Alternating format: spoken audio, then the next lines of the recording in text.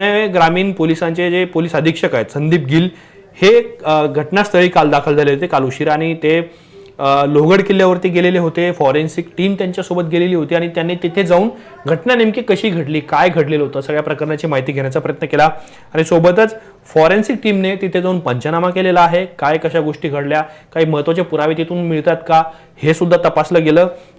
आणि सगळ्यात महत्त्वाची गोष्ट अशी आहे की जो चेतन चौधरी होता, जो सियाचा बॉयफ्रेंड आहे, त्याने ज्या वेळेला ही सगळी घटना घडली त्याने त्याचा मोबाईल सोबत नेलेला नव्हता। त्याच्या मोबाईलचा डाटा ऑन होता आणि त्याने फोन घरी ठेवलेला होता। आता त्याने फोन कुणाचा नेला होता सोबत, तर त्याचा एक कर्मचारी होता नीरज नावाचा।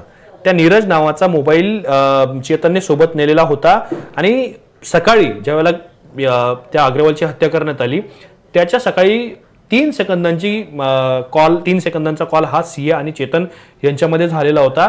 या निमित्ताने सुद्धा पोलिसांनी त्या चौधरीचा मोबाईल ताब्यात घेतलेला आहे, त्या नीरजचा ताब्यात घेतलेला आहे फोन। आणि आज सकाळी जी माहिती आलेली आहे त्यानुसार चेतनचा जो सहकारी होता की ज्याचा मोबाईल चेतन घेऊन घटनास्थळावरती गेलेला होता, त्या नीरजला सुद्धा अटक करण्यात आलेली आहे।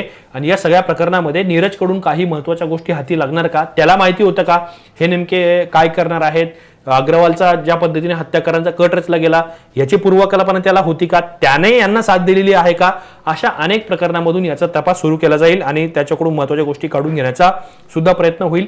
पण या प्रकरणामध्ये नीरजला माफीचा साक्षीदार सुद्धा केलं जाऊ शकतं, तशी सुद्धा चर्चा आहे। पण जी महत्त्वाची गोष्ट आहे, चेतनने या सगळ्या प्रकरणापासून हात वर केलेले आहेत की या सगळ्या घटनेमध्ये मी सहभागीच नाही आहे, मी तो नव्हेच, अशा प्रकारची भूमिका चेतन घेताना आपल्याला पाहायला मिळतोय। कारण त्याने काल पोलिसांच्या जबाबामध्ये केतन जवळ सिया गोयल होती, मी तिथून दूर होतो, अशा प्रकारचा जबाब त्याने दिलेला आहे। याचा अर्थ असा होतो की ज्या वेळेला केतनला ढकलून देण्यात आलं तिथं सिया होती, तिथं मी नव्हतो, म्हणजे सियाने ढकलून दिलंय असं अप्रत्यक्षपणे सांगण्याचा प्रयत्न हा चेतन करतो आहे, जो चेतन सियाचा बॉयफ्रेंड आहे आणि दोघांनी मिळून केतन अग्रवालची हत्या केली असं तपासात समोर आलं। त्यामुळं चेतन स्वतःला वाचवण्याचा प्रयत्न करतोय काय सगळ्या प्रकरणापासून, हा सुद्धा महत्त्वाचा प्रश्न उरतो। पण पुणे पोलीस ज्या पद्धतीने तपास करतात, ज्या पद्धतीने अनेक गोष्टी समोर येतात, ते काय त्यातून समोर येईल हे सुद्धा पाहणं अत्यंत महत्त्वाचं ठरेल।